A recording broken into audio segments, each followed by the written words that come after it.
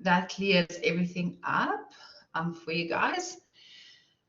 Hundreds. Okay, so guys, let's quickly start with everything that I want to discuss with you guys today. So the first thing is I just quickly want to share the timetable with you. I just want to chat to you guys about the timetable. So guys, I'm just sharing Group A's timetable. It doesn't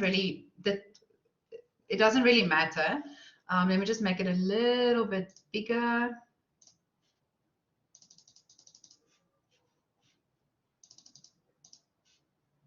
Okay, cool. So guys, what I quickly want to chat about, so remember in first semester, the LAC sessions were actually included in the timetable. So the LAC sessions are, you'll see they are in this column here. So they were included in the timetable, but what the Capacity Planning Center have done this semester is that they have removed those sessions from the timetable. Doesn't mean that we are not going to have those sessions. It just means that we can, or that I can schedule them wherever I would like them. So first semester, I asked a few times, we chatted about it in class, where I asked, do you actually do the activities that I give you in those LAC sessions? And the majority of the students said no, they don't. So what I thought of doing is, because then I also gave that, maybe I gave another option of maybe using the LAC sessions for ICE. And the students said, yeah, that will be a better solution. So what I'm going to do is I'm then going to use these LAC sessions, these 11 LAC sessions that we have, I'm going to use them for ICE. So with regards to ICE, we are going to have 6 ICE tasks on VC Learn, just like in first semester, and then 2 bonus ICE tasks in class as well.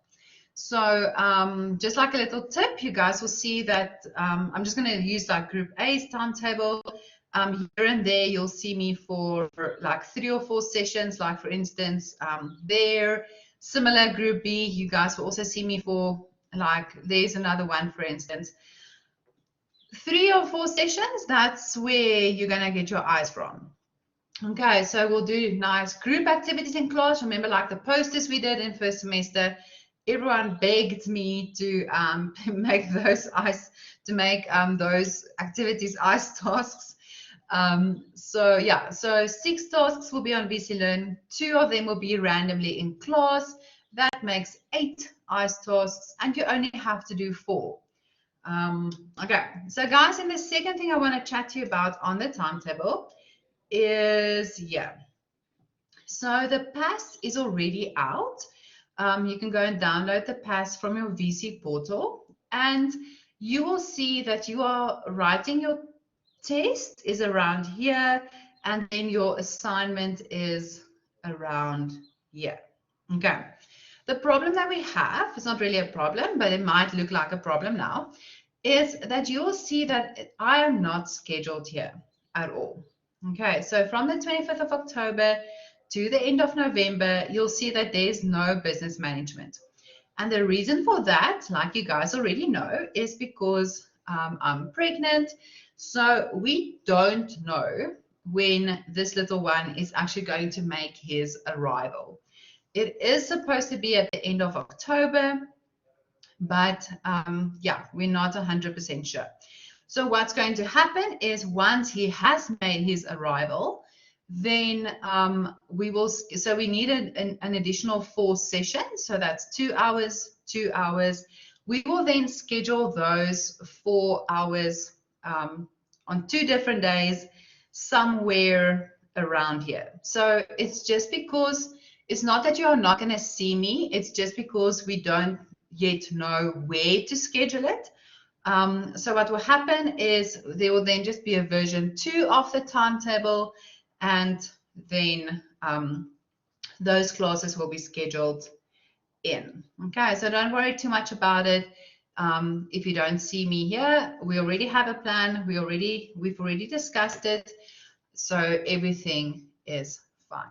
Okay, Guys, what else I want to talk to you about? Ooh, okay, chapters. So this semester is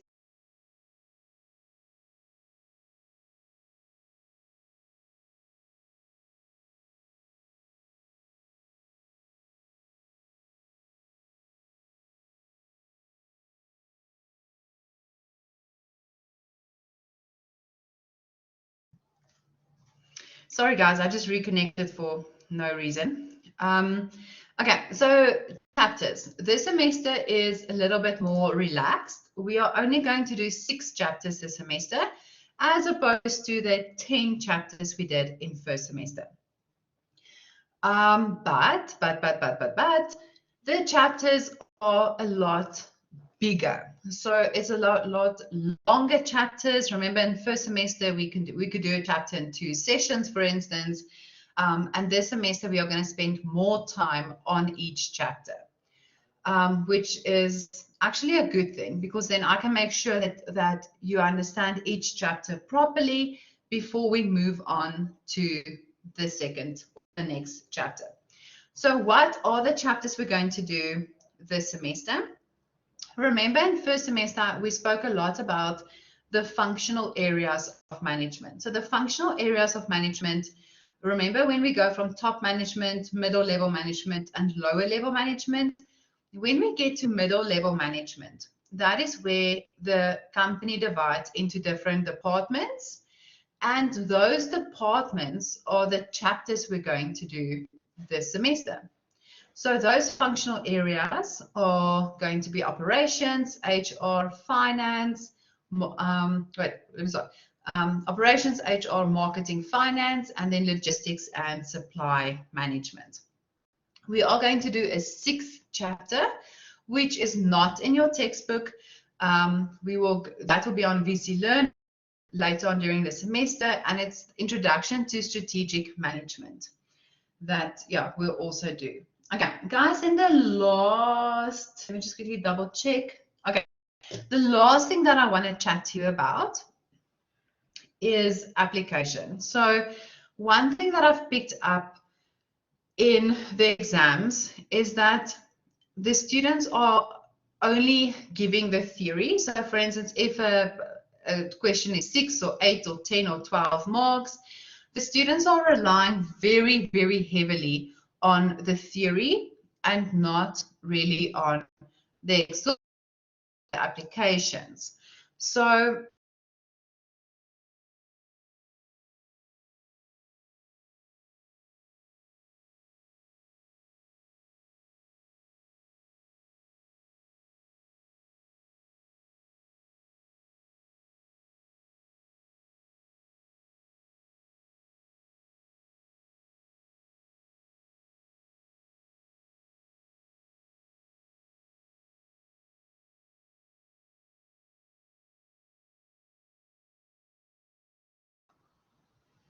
okay, sorry guys, I just switched my internet.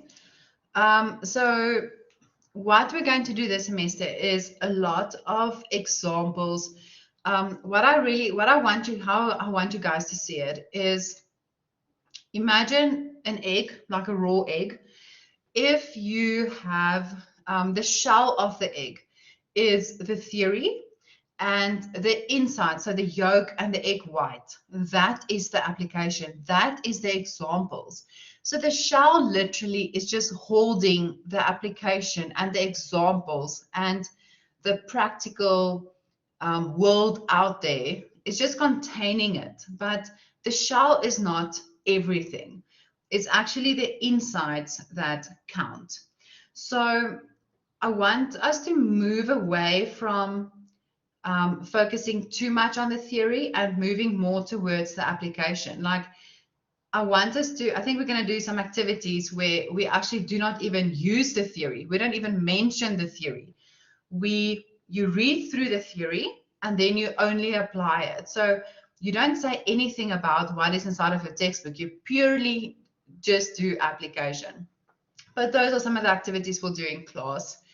Okay, so guys, that is everything. Is there anything that you guys maybe want to ask me that I haven't covered, that you are maybe unsure about? You guys are more than welcome to ask if there's anything.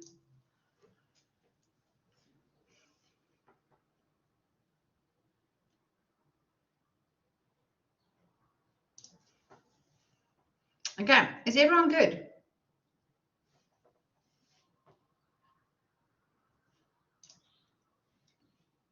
Keanu, I quickly want to ask, and this is like a little side thing. I know that you told me the last time that your sister is pregnant, but we weren't sure if it was a boy or a girl. So if you can maybe just let me know, because I was thinking about it yesterday, and I wanted to, and I thought I wanted to ask you if it is a boy or a girl. Yeah. And we always have the weirdest discussions. Yesterday with the third years, I don't know if you guys know this series on Netflix. It's called Drive to Survive, and it's about Formula One. So me and the third years ended up chatting about Formula One and the race on Sunday and the Mercedes. They keep hitting Red Bull. I don't know if anyone watched the Formula One on Sunday, but yeah, so Mercedes just keeps hitting Red Bull all the time. And yeah, there's lots of jokes going around about that, because last week it was Hamilton that drove into Red Bull, and this week it was Bottas that also drives for Mercedes that drove into Red Bull. Okay, anyway, so yes, so when I actually see you guys again, so for the first 2 weeks we're going to be purely online.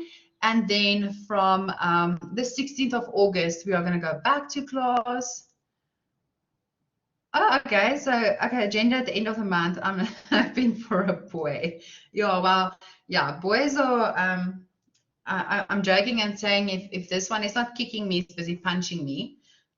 So in between kicking and punching, I do think boys are more active. I'm not sure. I have to ask. I'll ask well, yeah, I'm gonna have to find a friend that has had a boy and a girl.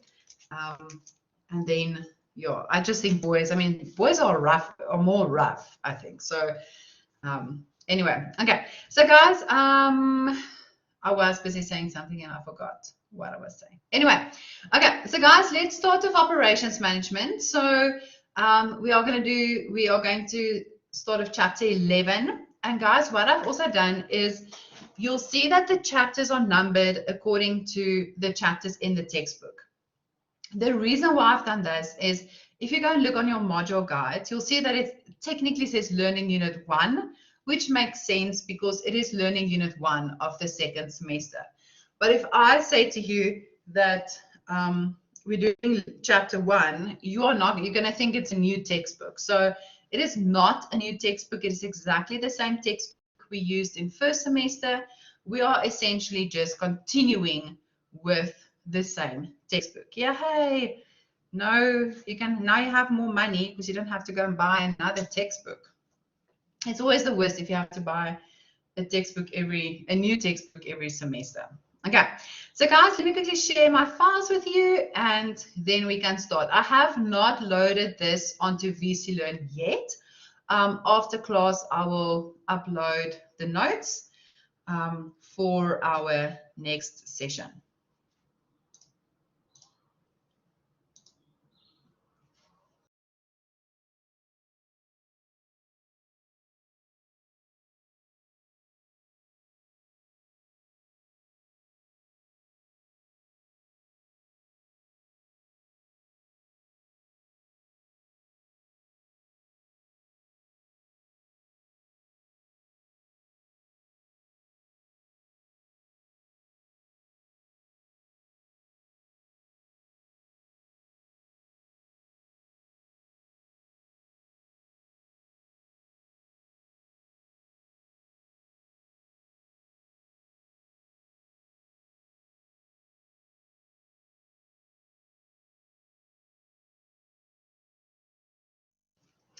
Okay, so guys, let's start by watching a video on operations management, and then we will continue from there. Let's do this. Today, I'll talk about operations management. In our day-to-day lives, we routinely deal with both physical goods as well as services. But where do these products or services come from? This is where operations management comes into play. Looking closely at the production of such goods, we're able to take a peek inside the black box, which is the production process. Operations management can be defined as the management of the entire process that transfers inputs into outputs. Outputs are said physical goods or services. Inputs can be material, manpower, and machines. Here's an example from the car industry. The material, metal in this case, is supposed to be reshaped by a machine. This machine, a press in our example, is operated by a machine operator. The metal thus becomes, through the transformation process, a finished component, which is assembled on a car as the output of this process. A central aspect of operations management is the improvement of the transformation processes, which can be accomplished by concepts such as total quality management, Kanban, or total productive maintenance.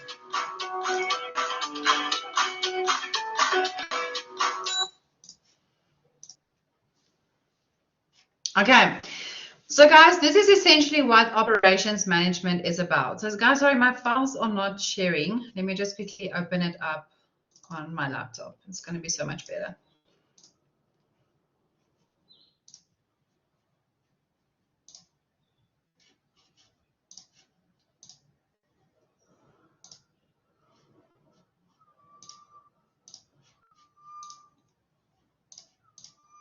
Okay, so guys, I'm just trying one more time. I don't know what's happening today.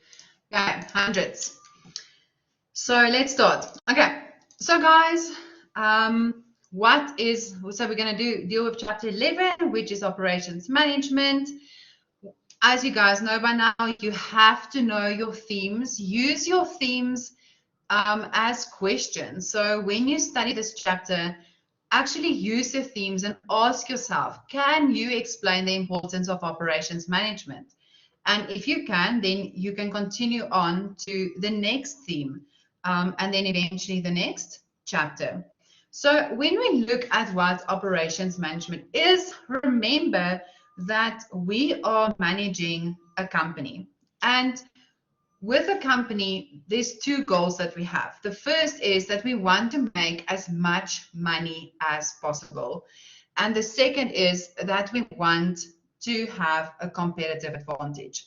And the only way that we can actually get a competitive advantage is not by selling and marketing and selling and marketing, but it is about looking at the whole company and looking at where can we save money, where can we restructure the process so that we can save money, which will lead to an increased profit.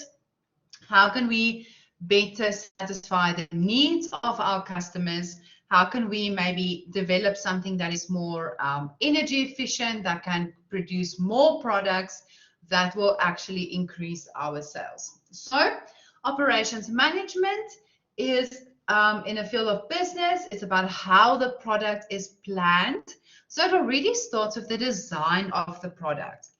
What does the customer want? What color do they want the product to be in? What is the quality of the product, for instance? And it also includes how the product will then be created and how the product will then be distributed. Then it focuses on activities like managing the inventory. So why is managing inventory so incredibly important? If we look, for instance, at Sasco or Albany, they manufacture bread.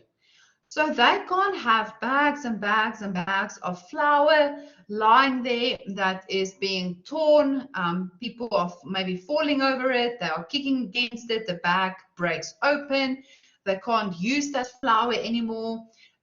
Rats get into the flour. They start eating the flour. We can't use that anymore. Remember that we've already paid for those bags of flour.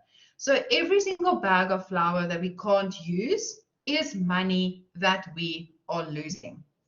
Then the next one is capacity planning. So if you, for instance, think of Clover, Clover knows exactly how much milk they need to manufacture every day so that there is not leftover milk the next day. If they manufacture double the amount of milk, what's going to happen is that the milk is going to become old, sour, no one is going to buy it, and then they will have to carry the costs of the milk that no one has bought. It is just not cost efficient at all. Then we also, operations management also looks at the production and process, supply chain, packaging. How is this product being packaged? Imagine milk in a brown paper bag. It's just not going to work. The milk is going to leak everywhere. I can actually, I think, finally say this. I don't know, you guys might be too young to remember, but when I was younger, milk used to come in like plastic sachets. So it was like a 1 liter sachet that you could buy. There weren't really any 1 liter bottles. It was only these sachets. So what would happen is they would fall, they would burst, they would tear, and then everything was essentially full of milk. Okay, it was the worst. And also because you had to cut the bag open, like, you know, on the corner, your milk was open in the fridge the whole time, essentially. So they had to change that. How do we look, how can we change our packaging to make it efficient for storage and transportation, and also to once again look at the customer's needs? Then it also includes distribution as well as warehousing. Okay, so guys, what I've done is I have just copied a link here at the bottom for you that you are welcome to also just go and read through if you want more information on what operations management is about. So the thing is, why is operations management actually important? First reason, it reduces the costs. Remember that we want to make profit. How can we make profit? We have our revenue minus our costs. Like I said earlier, we can't expect our marketing and sales team to keep on selling, but we are spending so much money in the manufacturing process. So if our sales and marketing team is coming back to us saying, listen, we can't, like, we literally cannot sell any more of this product, we are not hitting our targets, where else can we go and look in order to save money? And the biggest or the best place to go and look is in our production process and our operations management. If we can reduce the cost of manufacturing a product, we can increase our profit. The next one is that we can increase our revenue. If we can manufacture a product that is of a better quality, that reaches the customer.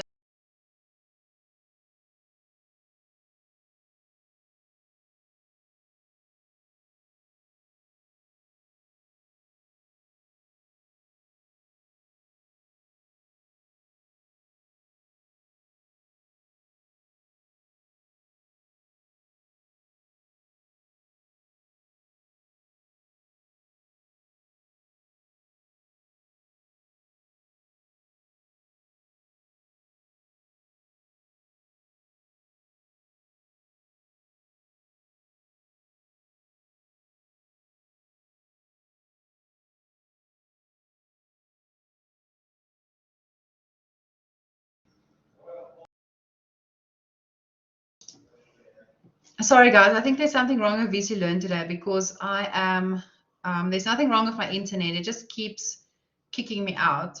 Guys, let me know if you can't hear me at any point. Then I can just maybe, I've reconnected again now. So let's hope that everything will be fine now. Okay, so increasing the revenue. So if we can offer a better quality product at a cheaper price, that faster to our customers, then we are going to increase our revenue because we will be able to sell more products, and we will also have a very good reputation. And if we can have a reputation of offering a high quality product that customers do not have to wait for, then more customers are going to buy from us. The next one is reducing the amount of investment. So how can we reduce the amount of capital, of money, of investment that we need to manufacture this product? How can we maybe look at better utilizing the resources that we already have in order to get to manufacture more products, to manufacture the products cheaper, and to get the product to the customer so much quicker. Guys, you all know, imagine if you order something from Takealot and they tell you that it's going to take 3 weeks to get to you. No one wants that. You don't want to wait 3 weeks for your parcel. You want to wait 2 days or 3 days, maximum a week. So we have to look at how can we adjust our process to get that product to the customer so much faster. Then it can also provide an impetus for new innovation. So what an impetus means, it is something that makes something else happen. So it's essentially a catalyst. So if we can redesign our production process and how we manufacture our products, we will actually have a solid base that we can work from, where we can then look at the rest of the company and try and restructure or redesign the rest of the company. We will also have a solid base of knowledge that we can use to develop any new products that our customers might need. What I was going to do, guys, operations management also improves productivity, helps us to satisfy our customer needs quicker, and it can be a decisive factor in the reputation of the business. So there are 3 definitions that you guys have to know, and the first one is the operation function. So the operation function is about using the resources and the capabilities that we have. So using the raw materials, labor, the machinery, all the knowledge that we have in order to manufacture this product. Then we have our operation managers, and our operation managers are the people that are directly responsible for managing the operations function. Okay, so my operation managers are directly responsible for managing all of this. So the resources, the machinery, what products are we manufacturing, how are we going to manufacture those products. And then we have operation management. So operations management is everything. It looks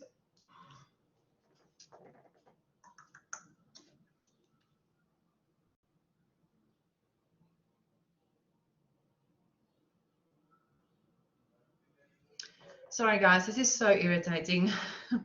It is not my internet. I think there's something wrong with BCLearn. I'm just quickly checking if anyone else is also complaining about it.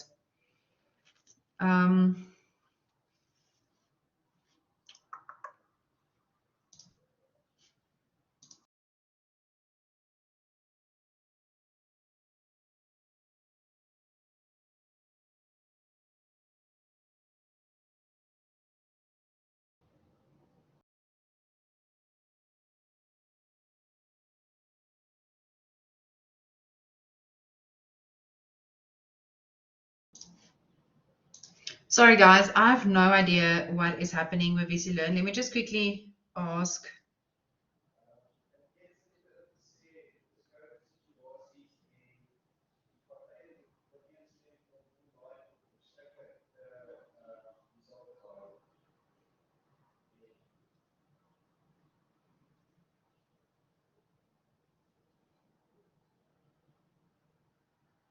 Sorry guys.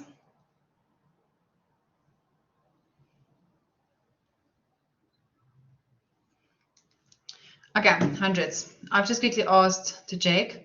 It is so irritating because I don't know when you guys have stopped hearing me, when you are still hearing me. Anyway, okay, so operations management. Operations management ties everything together.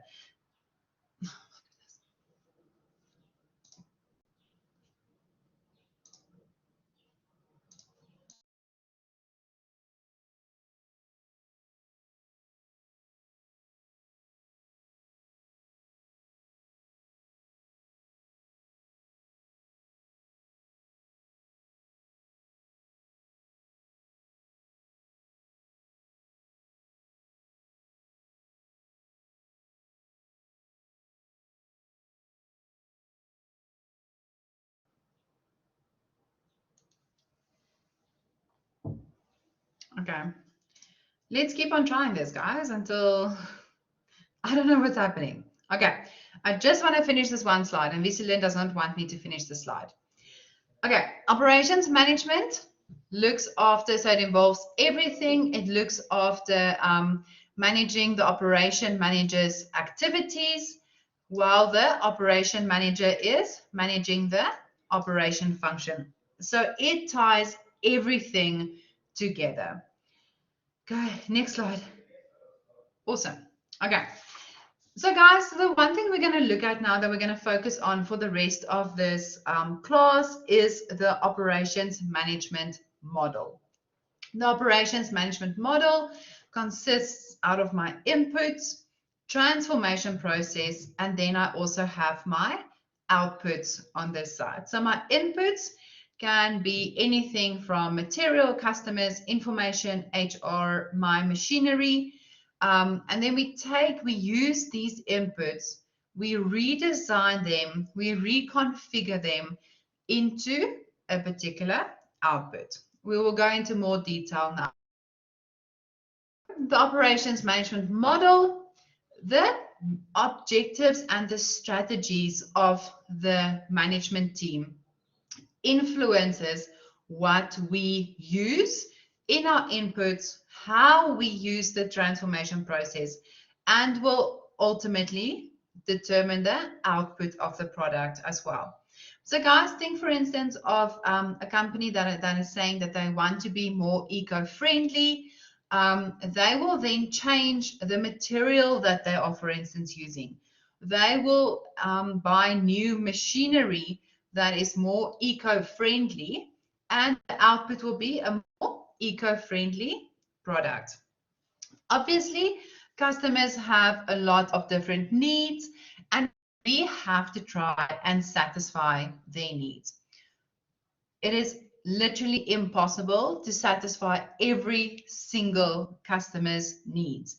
You can have a pair of pants or a pair of shoes in 10 different colors, and you will still have a customer that say, I want another shade of red, or I want another shade of black, for instance, or this is too blue for me. So what the textbook has done is they have condensed the customer's needs into 6 main elements.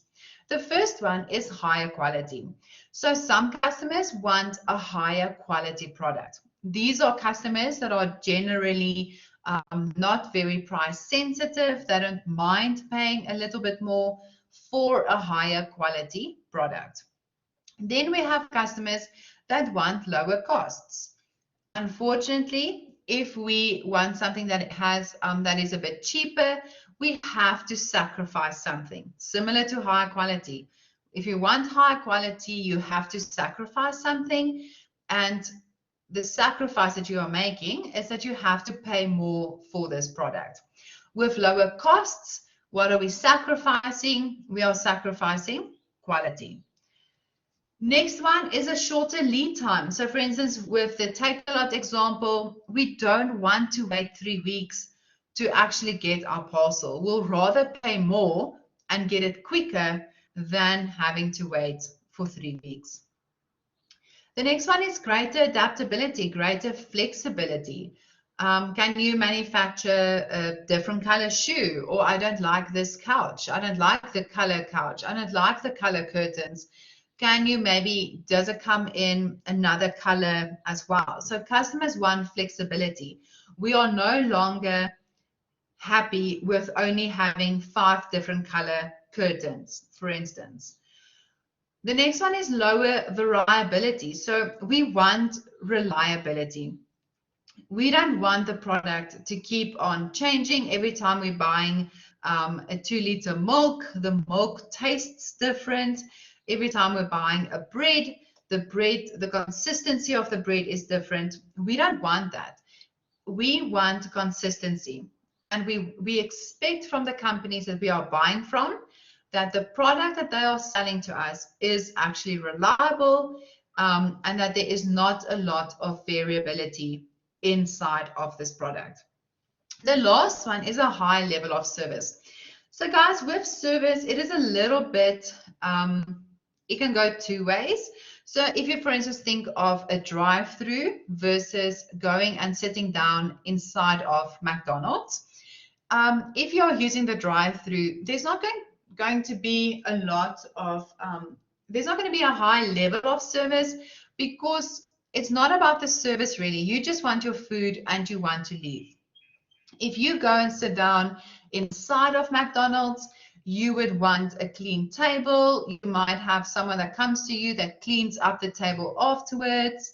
Imagine if you're going to a restaurant, you'll have someone that asks you, what do you want to drink? You will chat to the waiter. They will then come and ask you what you want to eat. So there is a lot more there's a high level of service in a restaurant than what there will be in a drive-through, for instance. But customers, when we do want that level of service, we will not be happy if that level of service is not up to our expectations. So the next thing we're going to look at, guys, so I'm quickly going to do this slide and then we can take a break. The next slide we're looking at is the management objectives. So with the management objectives, this you must be able to discuss. So you must be able to name all 6 of these and discuss all of them. Guys, is VCLearn kicking you out as well? Because I'm seeing a lot of people leaving, entering, leaving, entering. I think there's maybe a VCLearn issue. Let me quickly check.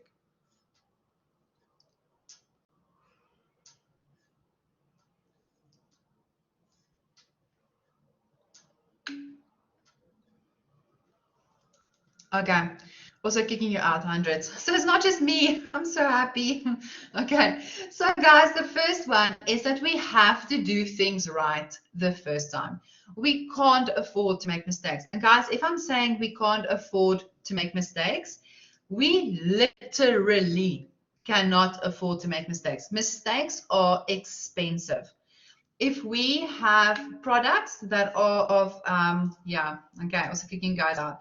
If we have products that are faulty, that milk, that I went to Woolworths and I bought milk and the guy said to me, don't take that bottle of milk. It's only about, it was about, I would say 4/5 full, but the bottle wasn't full to the top. So he said to me, there's something that happened in the production process. The guy actually noticed it, not me. And he said to me, take another bottle of milk because the milk should be full to the brim and this bottle wasn't. So we can't afford to make mistakes like this. Who is going to pay for that bottle of milk now?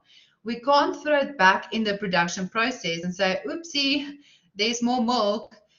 It just doesn't work like that.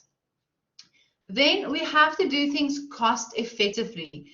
We can't have inventory that goes old. We can't have products that is returned to the factory because no one has bought them. Imagine having fruits and vegetables that from the time they have reached our factory, it takes us about 2 weeks to get them to Pick n Pay. By the time they are at Pick n Pay, they will be wilted, they'll be old. No one is going to buy fruits and vegetables that was lying in a factory for 2 weeks. Okay, we want our products fresh. Then we have to do things quickly. We have to get the product to the customer as soon as possible. I think I've told you guys this before. I have a friend that works at Clover, and he told me that, hi Neo, he told me that Clover only has 16 hours from when the milk arrives at the facility to when that milk has to be on the shelf.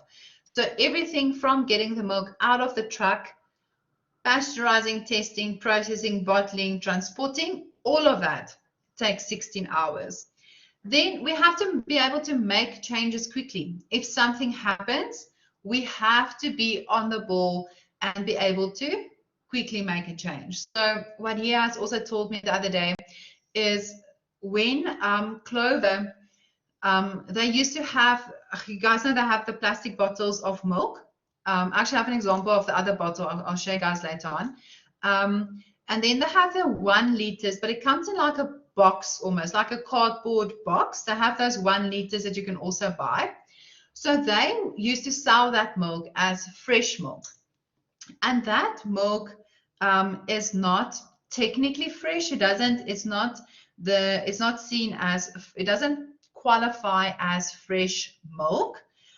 So the government said to them that they had to change the writing at on the outside of the box, because they couldn't use the word fresh anymore. So Clover then said to them, we unfortunately can't do this. We have already printed all of these boxes and we can't throw that away. We've already designed the box, we've already printed them, and we've already essentially paid for that. If we throw that away, we are going to lose all of the money we've already invested in the printing of these boxes. So the government then turned around and said to them that it's fine, use what you have, and then after when you start the printing of your next batch, you have to design the box, remove fresh milk from the box, and you guys will actually see that it only says full cream milk now. It doesn't say the word fresh anymore. Okay, second last one, do things right every time. Okay, guys.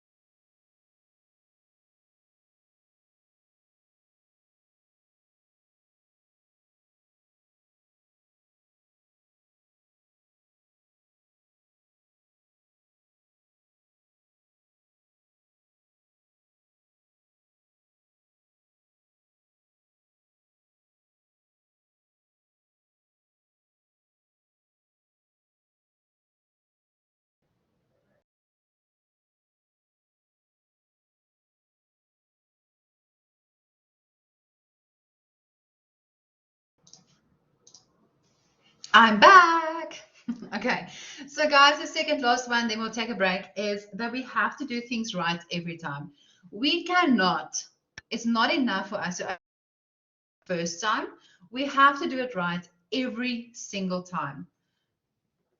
Yeah, Kionu, I'm telling you, like luckily I had another lecturer who also said to me that she has the same issue, because my husband is like, he's canceling the internet. Like, we are canceling the internet. And I'm like, please don't. So I'm happy that it's not the internet and that it is BC Learn.